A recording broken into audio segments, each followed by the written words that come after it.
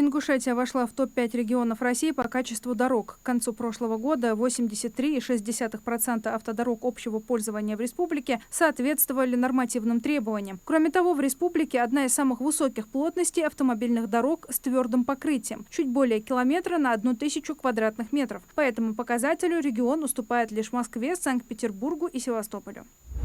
В России вступил в силу закон, который вводит ответственность за осквернение воинских захоронений, а также памятников, стел, обелисков и других мемориальных сооружений или объектов, увековечивающих память погибших при защите Отечества или его интересов. За совершение такого преступления может грозить штраф в размере до 5 миллионов рублей или до 5 лет лишения свободы. Как отмечал ранее председатель Госдумы Вячеслав Володин, это касается осквернения мемориалов, расположенных как на территории России, так и за рубежом.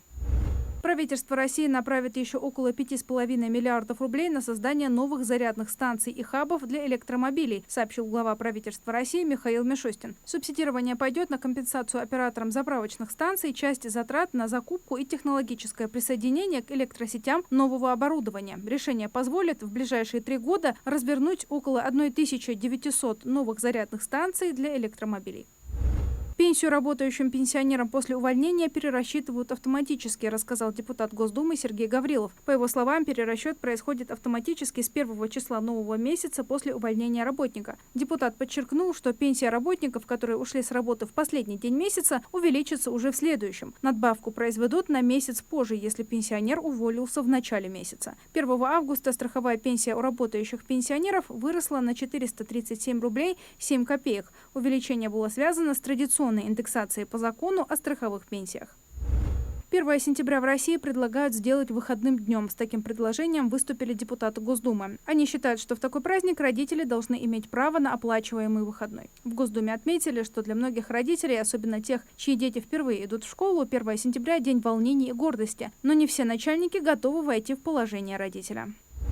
Первые пациенты могут начать получать лечение отечественной вакциной от рака в ближайшие месяцы, сообщил директор Национального исследовательского центра эпидемиологии и микробиологии имени Гамалеи Александр Гинзбург. Каждую дозу вакцины будут разрабатывать для конкретного пациента по его персональным генетическим данным. Гинзбург уточнил, что центр Гамалеи занимается исключительно производством вакцины, после чего препарат будет передан в Институт имени Герцена и Центр онкологии имени Блохина.